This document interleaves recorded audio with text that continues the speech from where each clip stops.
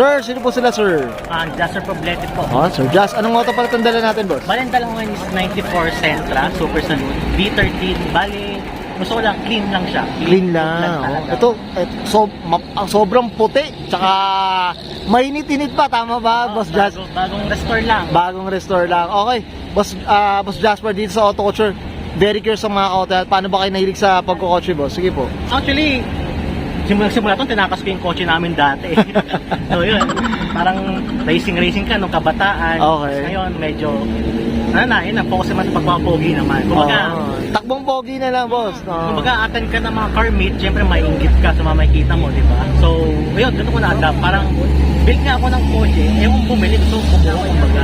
Ayaw ko na bumili nung nakabuo na. Nakabuo na. So, parang from the scratch talaga. Kuba build talaga, no? Yun yung nangyari dito, from the scratch talaga siya. So ito, ano ba, kakastart lang gas